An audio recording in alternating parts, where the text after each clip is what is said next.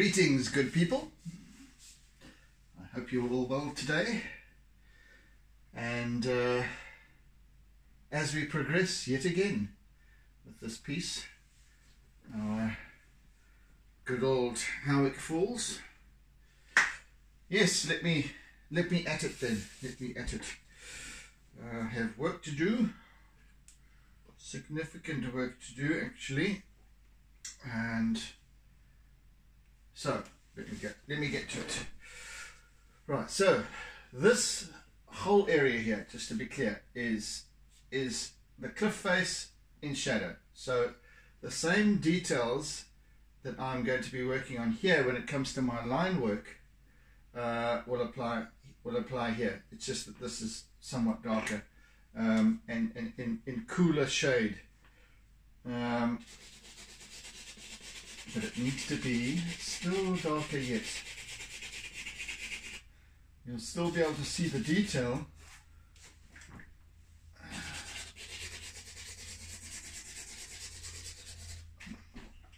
But I just need to get it darker.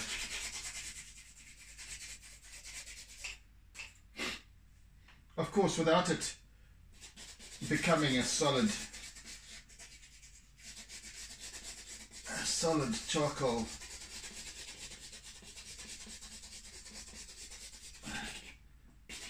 suede. Right.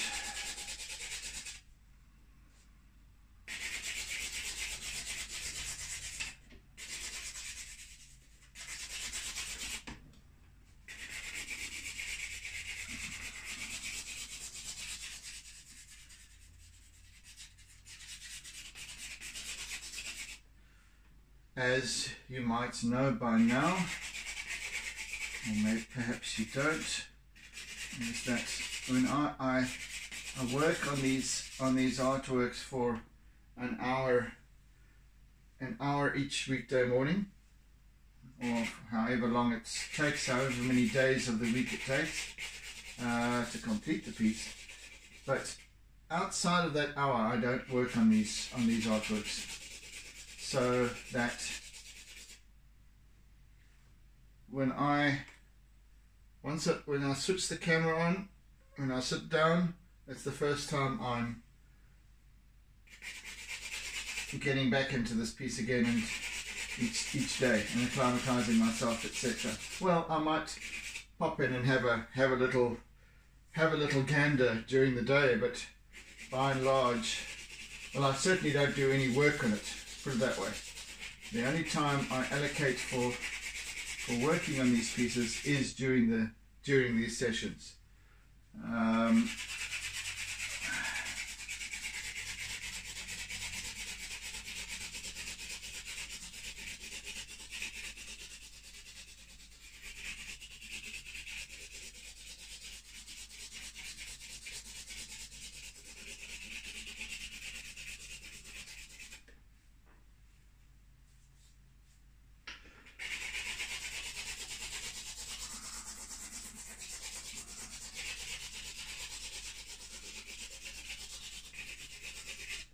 So, in other words, those of you who are able to watch the entire process are watching the entire process.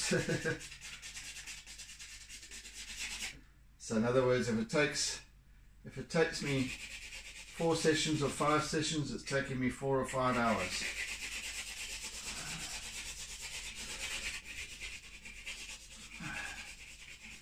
And let me tell you, that's for me, well, since the beginning of lockdown, when I first started these sessions last year, on the 29th of March, I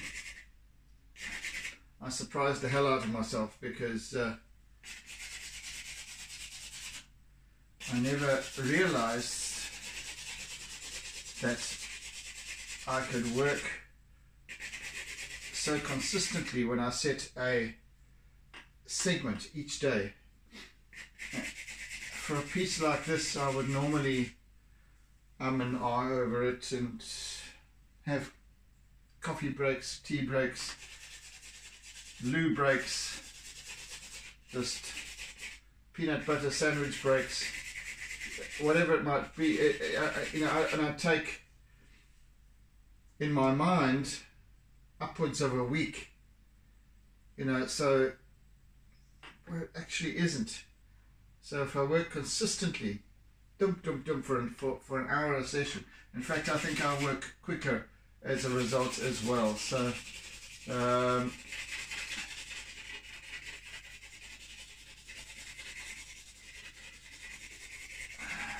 so in terms of use of time,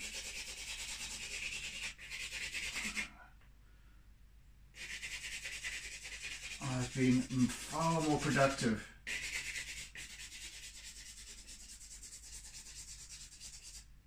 And also, what's even more important to me is sharing my processes, sharing my work as I apply myself to it. Has been understanding why I do what I do, why I use certain methods, certain techniques, etc.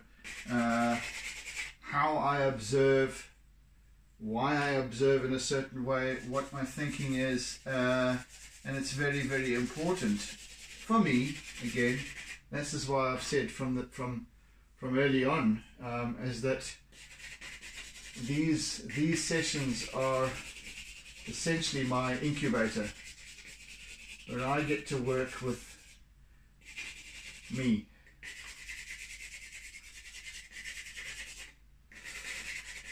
And it is very applicable to the coaching work that I do, and especially when it comes to, or with regards to, the art of listening, which is another,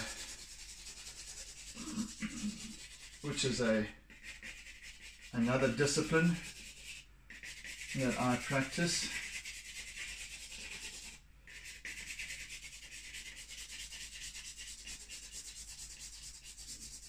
Well, we call it the art of listening. There are perhaps a few scenarios you can find online called the art of listening, but essentially it is about the manner in which we listen. In other words, and I speak of listening in terms of all facets of what we receive, how we receive it, how we observe, how we interpret, how we language what we interpret, etc., etc. I won't really get into that, even though I have just really gotten into it.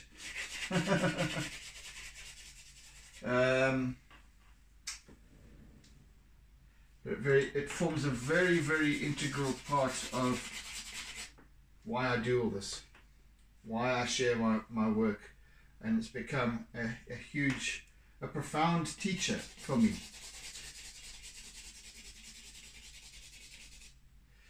Because as I've been explaining, and this is purely my belief, let me have a swig of tea out of my tea jug.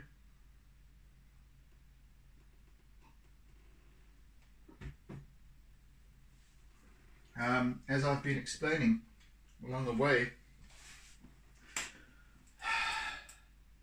I'm not the only one responsible for creating this work. It's my charcoal, also responsible. There's my pastels, also responsible. Other tools that I use along the way, the paper itself,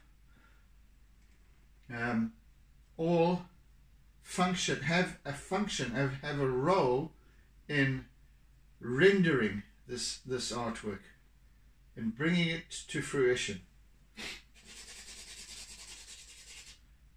And it's something that a realization that's probably others have realized it too, I'm sure, and in different ways, but quite profound for me. a really powerful, empowering realization for me, is that I'm not alone. I'm responsible. My responsibility is to get all this stuff working together. I'm the conductor of the orchestra. So I do have perhaps the most important role, but there are other contributors nevertheless. The light that I work with, yourselves on the other side of the camera, all contributing, all commenting, your comments, your shares, all of that contributes, encourages. Yes, so there are many factors when you look at an artwork, any artwork for that matter, is a result of many contributors that all have to be acknowledged.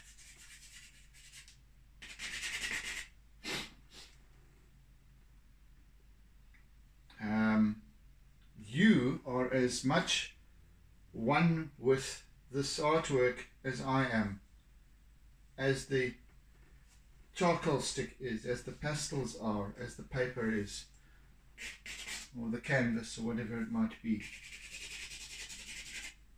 Think about that for a little bit. And the same applies to anything created, whether it's a piece of music. There are many things, in terms of an ensemble or an orchestra. There are many contributors to that piece of music emerging. It takes on life. And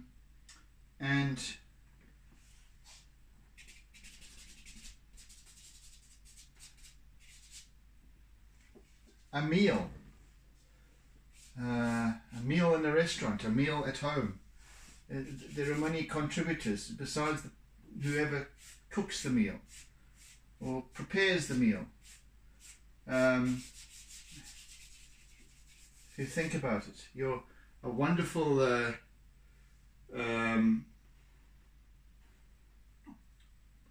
cordon bleu meal that you receive in front of you. There are many contributors.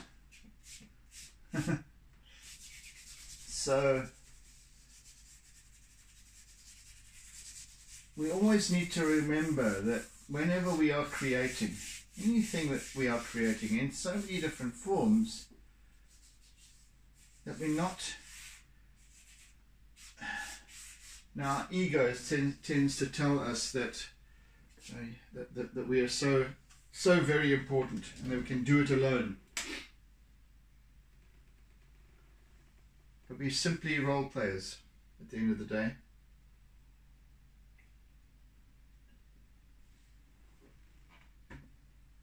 And really what it's about is togetherness. Why do we give appreciation for certain things?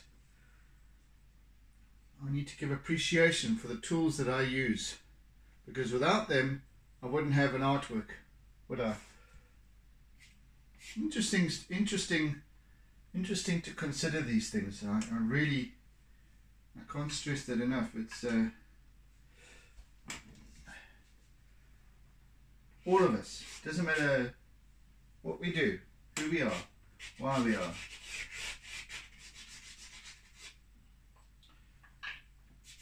I don't want to sound like I'm sort of pontificating or anything like that, but just to give it some thought, because we each perceive these things in our own unique ways. You might completely disagree with me, so I'm talking rubbish. By all means.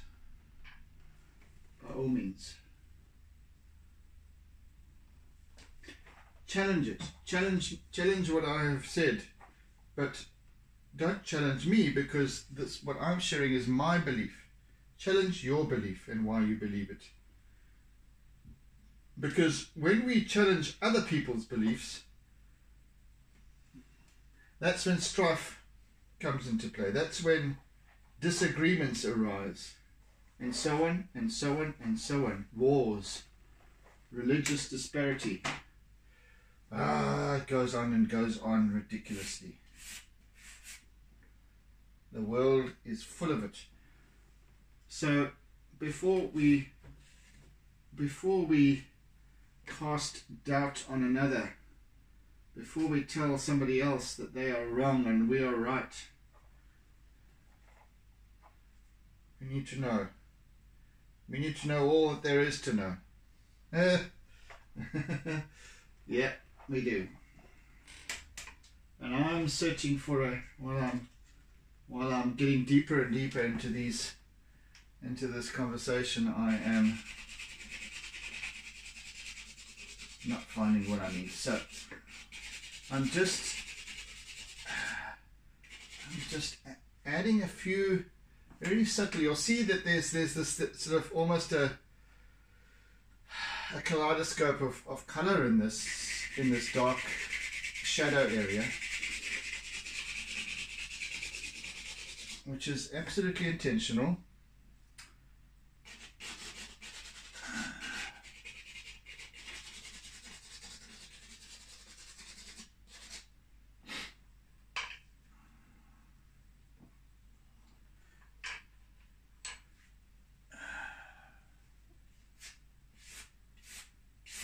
Even introducing some very pale lilac in certain parts. See, because this whole space where this darkness is in shade, and because it's not in shade, therefore it's not in the sunlight, it takes on a whole different set of hues, of colors, and we have to consider those and observe what are the colors that are involved here. And never mind what I see in terms of my reference image, but what are the colors that I associate with shadow, with shade. Cool colors,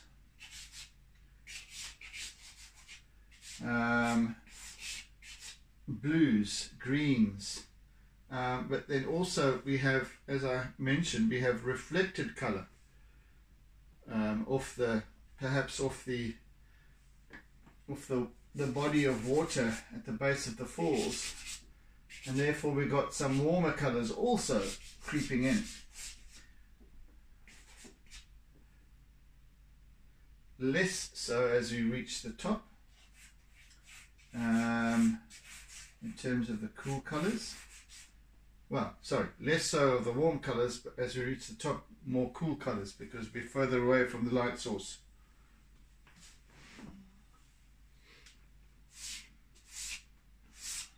But we still have to factor in the actual color of the rock itself, of the dolerite, which is this sort of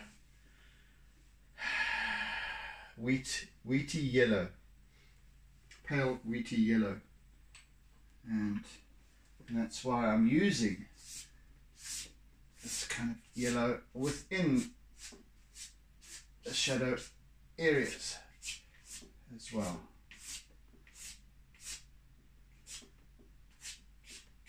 Right. I need to work over here a little bit now.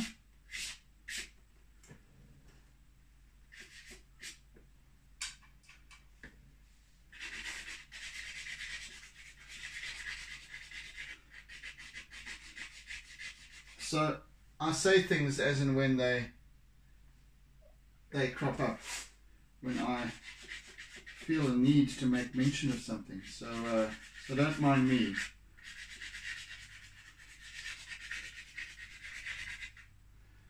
It's kind of news to use or lose. Taken with pinches of salt or a salt shaker.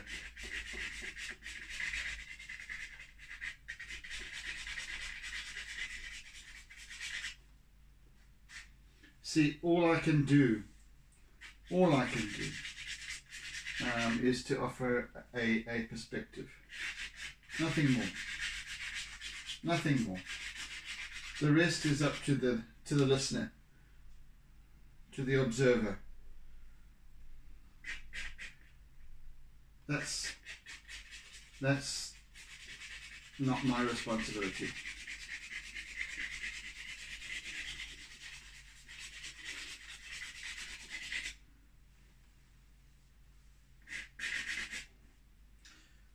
Yeah, it's now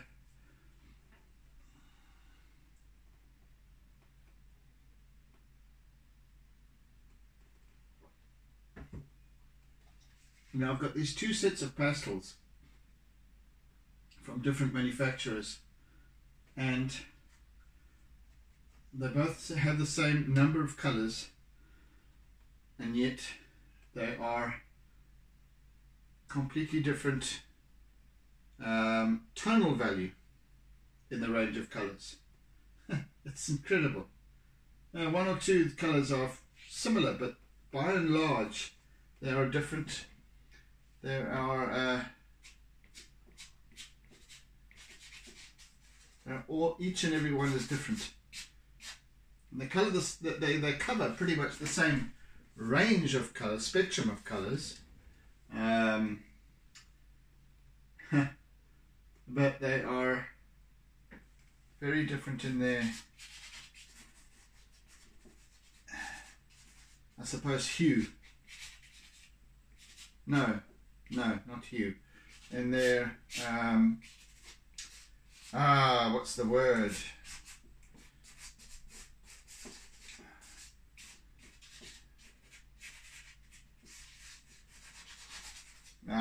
Never mind. Doesn't matter.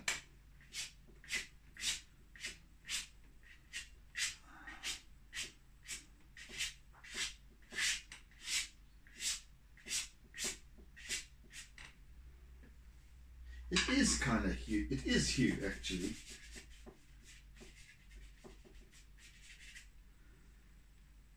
Interesting. Anyway,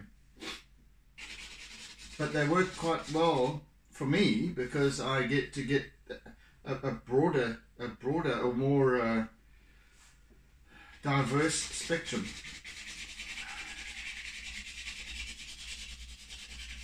The only real problem is that I tend to favour certain colours over others, and then I end up with a shortage. There's one or two colours here that I haven't used at all.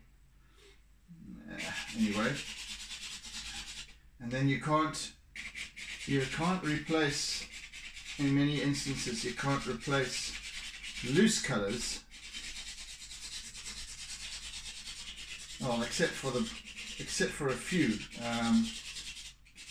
Many of them you can't actually replace on their own. Anyway, it's one of the challenges I face. I'm just using a kind of, yesterday I called it a skin tone, but it's actually, yeah, it's more of a dusky peach.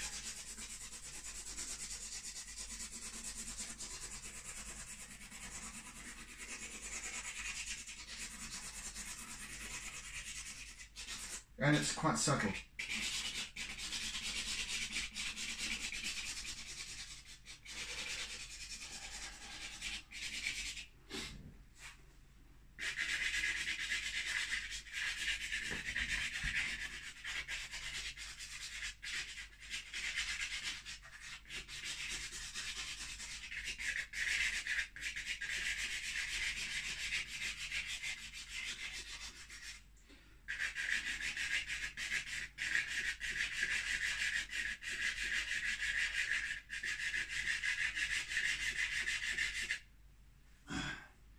Oh, I need to awaken my ambidexterity.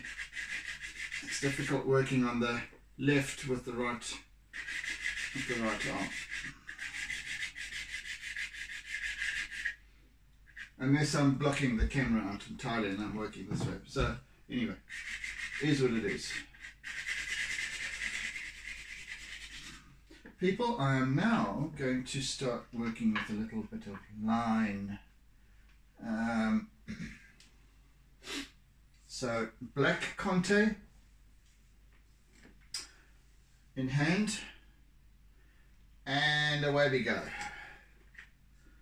So the line work, as I have mentioned previously, line work is the line work I use to create form. It's the topography of my artwork. In other words, if you can imagine a topographical map with lots of lines, some of them in concentric circles that create almost a wire frame, creating dimension. So you get an idea of the topography of the land purely by line work. So it's kind of what I do here. So I use line work to build up dimension and form.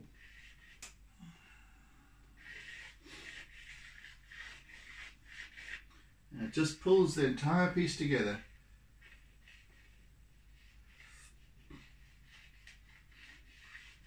And it's just little doodles. And this is why I've been on and on and on about doodling and the importance thereof.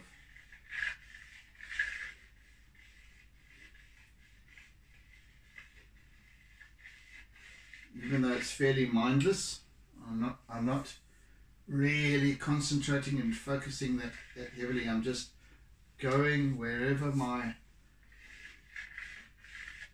you see, again we're back to the responsibility of each of the tools that I have, all of us working together towards the end result. Now, once I have done with the composition at the beginning of each piece, I then kind of take a step back and allow the piece to unfold as it desires. And this is what I'm doing here. So before me, I see the detail, the character of the dolerite rock cliff face starting to emerge, the little fissures and cracks, and it's just because I'm doodling and I'm just going up and down. I'm following the grain of the essence of the cliffs. I'm following the grain, but aside from that, my line is just wandering over the page and going where it needs to go. And I can slowly build up perceived detail that way. Like I said, like I've been saying all along, these the tools that I use, the materials that I use are not conducive to working in infinite detail. I don't have any sharp points like a pencil, crayon, whatever you want to call it, that I can get this very precise detail. So I have to rely on this kind of build-up of line work to create, like I said, to create my form, and so therefore creating the illusion of detail with a photorealistic piece. You would be able to look at any particular area of it and you would be able to tell exactly what that is. With this, once it's complete, obviously, you might look at an area over there and it would, you know, if you isolate that area, block it off, it might be construed as abstract.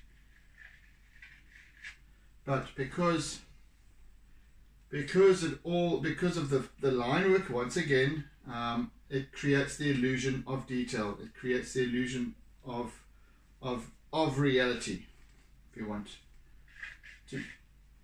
And that's as simple. Those are the simplest of terms I can put it to you in.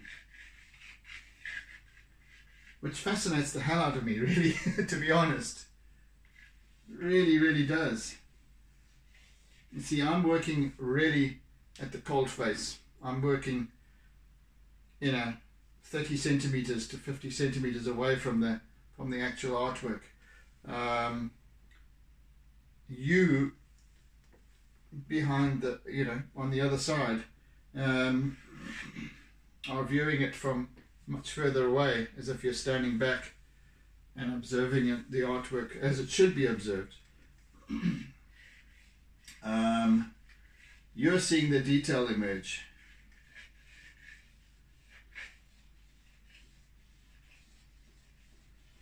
I'm seeing the illusion of detail. Oh gosh. It's interesting though. It really, really is. And this is why I thoroughly enjoy this, working with this sort of medium. It's almost like a game. It's almost like a game of creating something that isn't, with a few blunt tools at hand.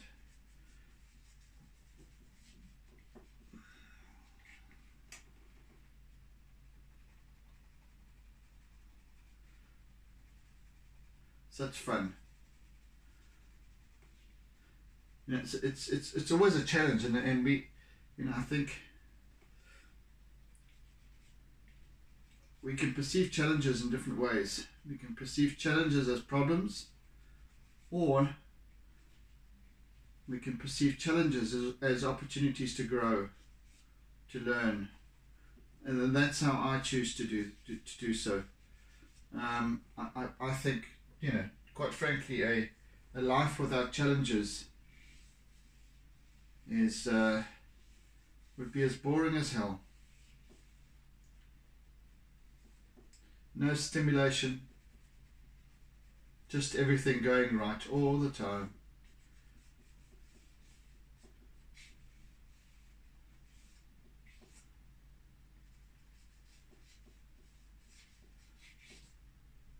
Anyway, that's just me, and like I said, don't believe a word I say. I have my own way of looking at things, and I certainly don't expect others to see things the same way. In fact, I would hope not. I really do, because I mean that's how we learn. That's how we learn from others. To instead of seeking to judge, seeking to make others wrong, why don't we just learn? Why don't we just seek to learn from another? When another perhaps encourages us to shift our perspective, and then we grow. People who are locked in combat, locked in disagreement and argument and judgment, don't learn a goddamn thing. You don't learn a goddamn thing other than your own rightness.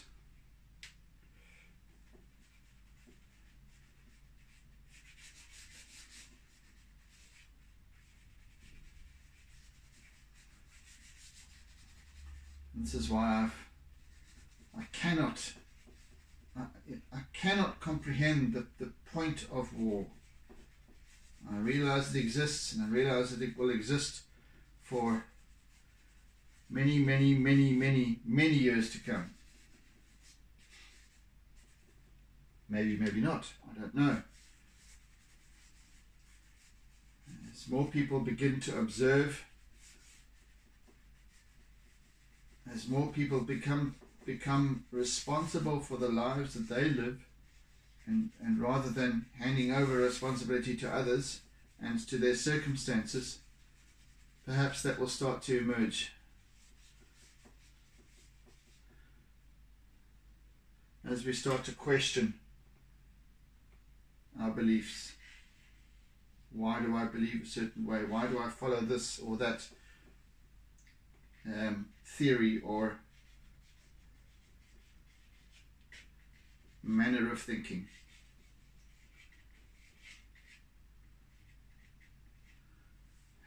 Is it because I have chosen to? Of course we've chosen to, but is it because of the of my conscious choice, or is it because I've just become accustomed to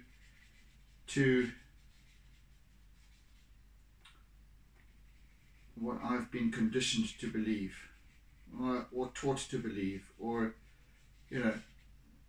whether we want to admit it or not, we've been conditioned over the years, positively or otherwise.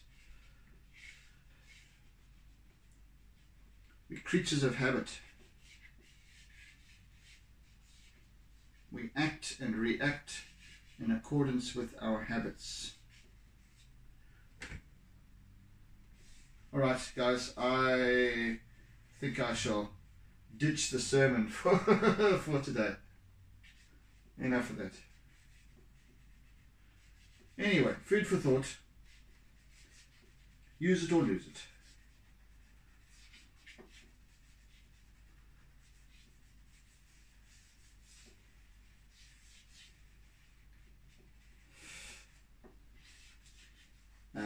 It's when I start, as I said, I call them my mental meanderings. It's because I'm doodling, right? It is because I'm doodling. My mind is almost in neutral.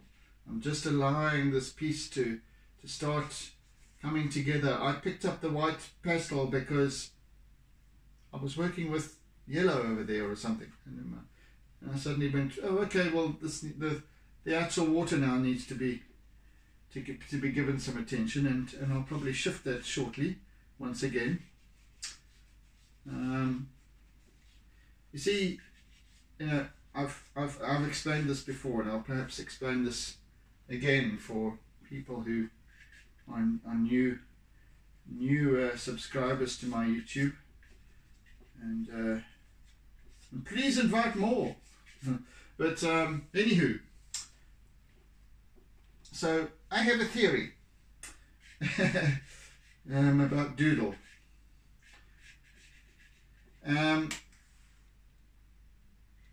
In the old days, we had a telephone, right?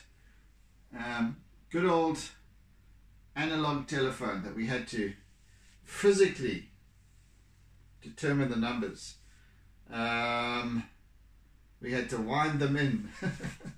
Crazy. Anyway,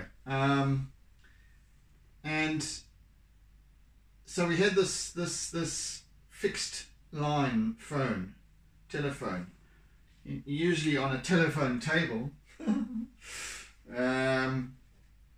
and used to get those telephone table furniture that was like a little chair, with a wooden chair with a little desk next to you, and perhaps with a light on, with a little lamp on it, and the telephone. That was the telephone table. So generally we would, besides the telephone directory, those were underneath.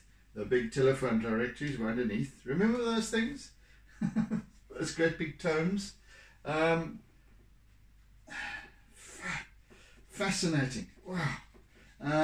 Anyway, so we had the telephone directory, and then we had our own personal directory, which was one of those, it would click up, and we'd we'd select the letter of the alphabet, and then press the little button that would pop up to that page. And that was so we had that as well on the table. Our contact list. And then we'd have a little pad and a pen so that we could write numbers down. Or whatever, details, data. and on that little pad, and I guarantee you 99.9999% of us that have ever had those items on the telephone table would doodle. When you're sitting there talking to somebody on the phone and your mind begins to wander a little bit and the pen gets picked up unconsciously and begins to do little circles and little scratches and what have you with the pen, and all of a sudden at a point you've got these wonderful shapes and interesting things, patterns. You're being creative.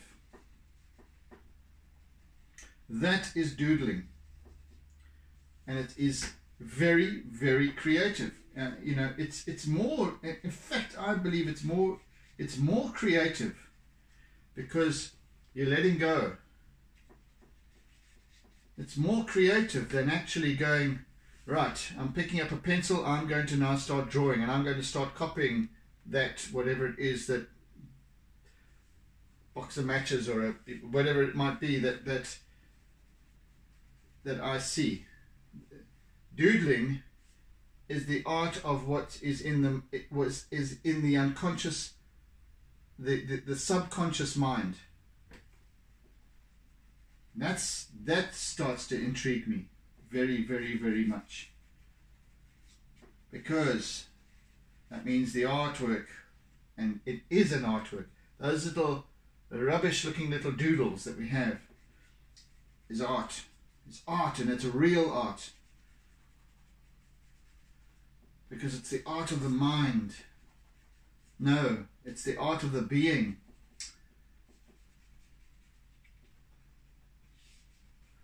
I love that. I love that. And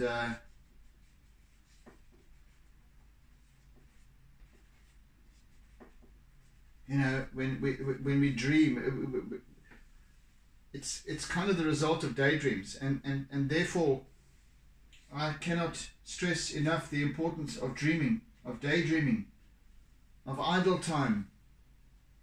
We have this preconceived idea, again, another habit that we've been conditioned to believe all of our lives, that what is it about idle hands and all these sort of things, these sayings that we've come to believe about daydreaming and about being idle. Rubbish. We need to create idle time. Idle time is creating. Idle time is where ideas come from. Daydreaming. Yeah. We should actually set aside time every day for idle time, where we don't have devices, where we don't have to be doing something because we have to be doing something. Why? Have you ever asked that? Why do we have that time where when there's nothing happening, there's nothing going on, we have to go, oh, I need to get busy. With what? And why?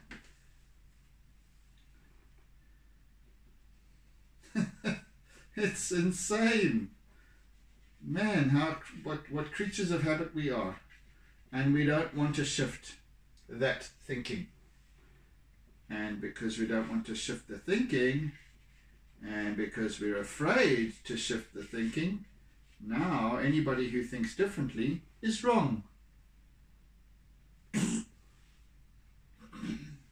Go away. Come back another day. I don't believe anyone's wrong.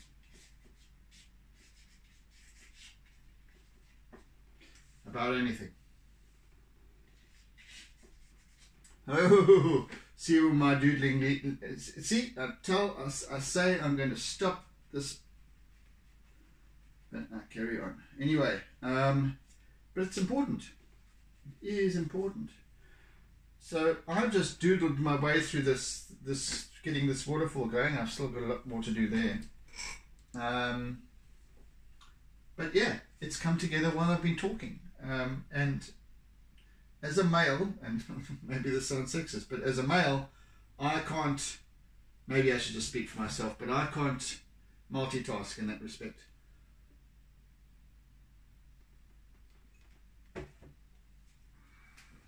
So,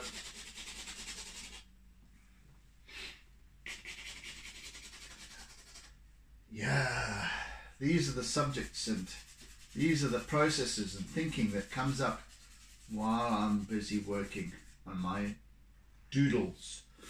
I was actually working with line, if you recall. Let's get back to that again, shall we? Right. You see how we can be. It's while I'm just giving myself over to letting this piece unfold.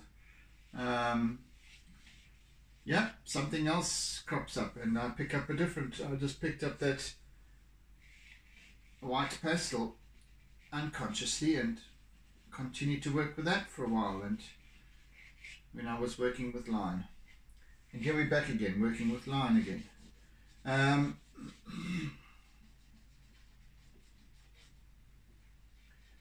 Yeah, so I can't really, when I'm thinking about what I'm doing, in other words, when I'm creating the composition or when I'm trying to capture something specific, then I battle to talk at the same time.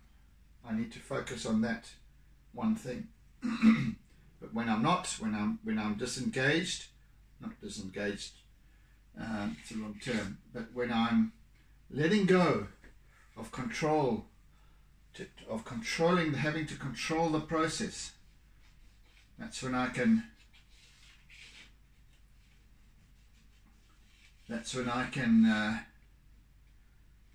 give of myself to prattle, as I'm doing now.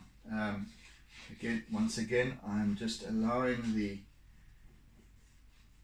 black Conte crayon to traverse the surface here and doodle away, just with this very I'm literally placing no pressure, well, very little pressure on this. I'm just dragging it across the, well, controlling it to a certain degree, but just dragging it across the surface where it needs to go, and so it releases a very fine, really faint lines, which then ultimately just build up and build up and build up, and we have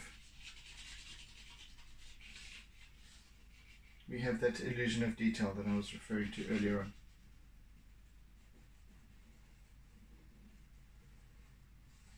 And this is what takes the time, actually. So I've got this line work. It needs to really build up.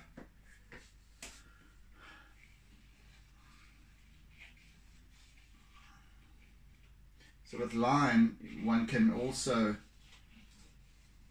not only add texture, but also create this illusion of shade.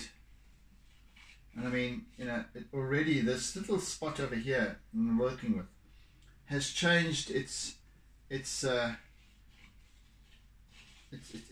become a little bit darker, but it's just a series of fine lines that work together to form that enhanced shadow.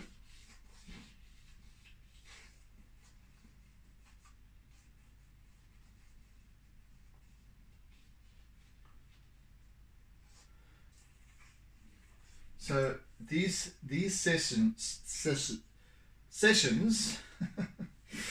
these sessions are, you know, I'm not teaching how to draw, and yet I guess in a way I am. Certainly if there's anything that I am looking to teach with regards to these my Artsy lockdown sessions, is that of letting go,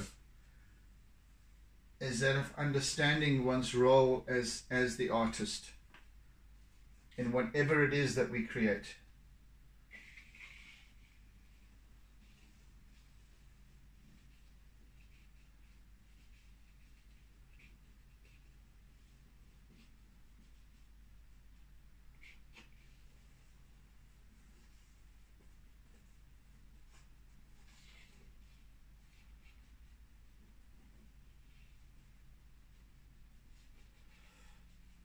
Yes, so this is going to take the next couple of days, I reckon, as I work over this surface again and again and again.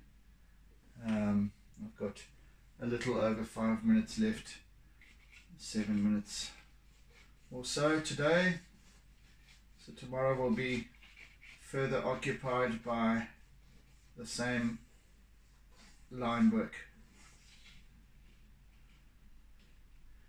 Creating texture, creating form,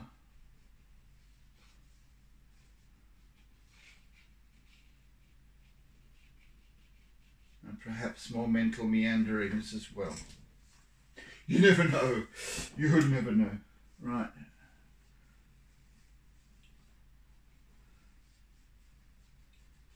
Because this is a really craggy cliff.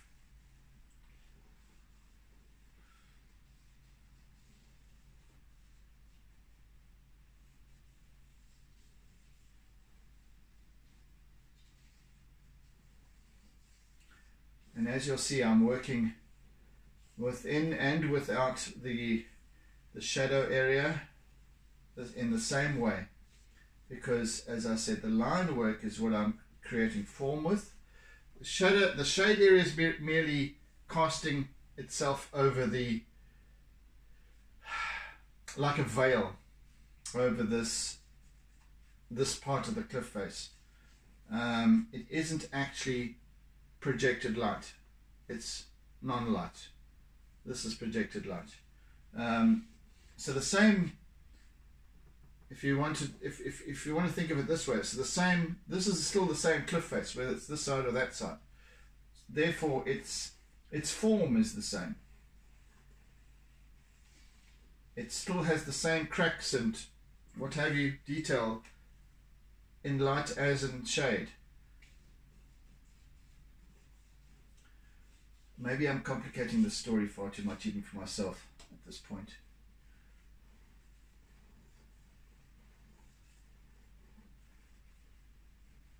So rather, instead of just creating this darker area, I need to continue. It needs to be a continuation of the same story as what you're seeing in the light.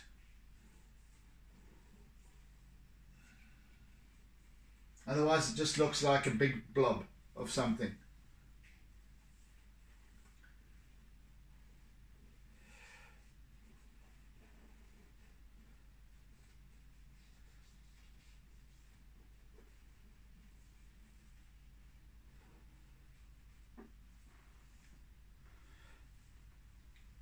So hopefully that will begin to emerge more adequately and more effectively as I work I'll continue to explain the whys and wherefores, but this will start to look more like a shadow cast, a shadow falling onto the cliff rather than a big blob of nothingness.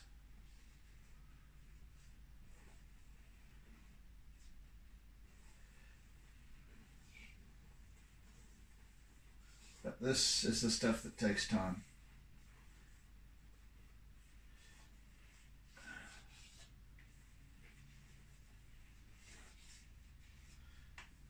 And this is why the line work is so important, because it gives dimension and shape and form to the cliffs.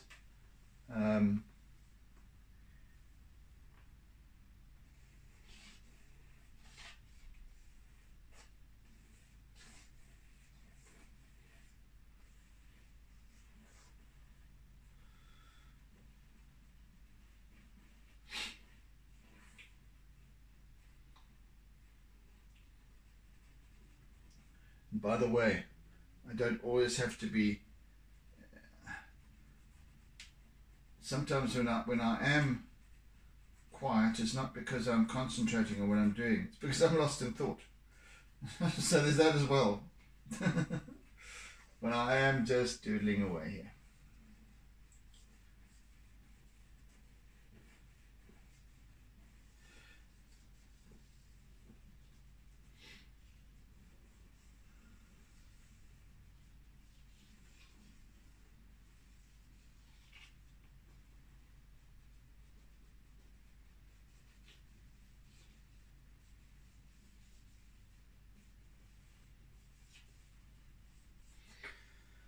Oh, yeah, a couple of minutes left for today.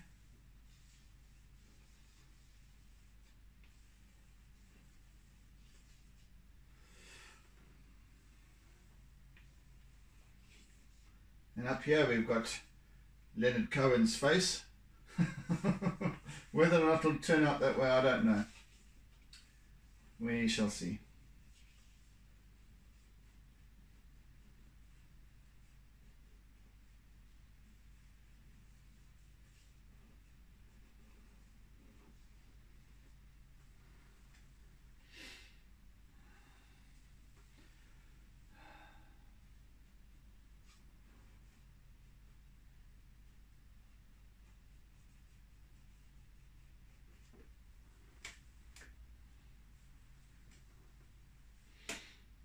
So as I work and as I explained, there's layers to this piece, and even through the layers, you can always see the base layer.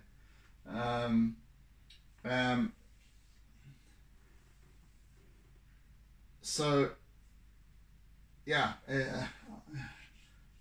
right now as I work with this line, it starts to have the appearance of almost like as if you're working on glass layers, so you can see what's going on beneath, like the old overhead projector, with those sheets of cellophane that we would write on and then project onto the wall, onto a screen, and if you place those one on top of the other, you can still see through them. It's the kind of thing that I'm creating here. So there's layer upon layer, there's depth to things, there's body.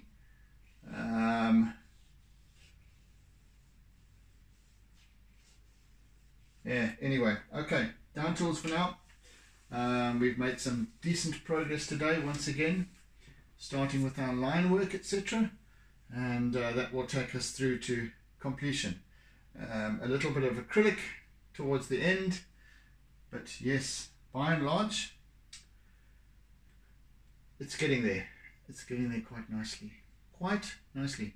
So, once again, thank you for joining me, and I hope you've enjoyed my workings this day, and thank you for enduring my mental meanderings.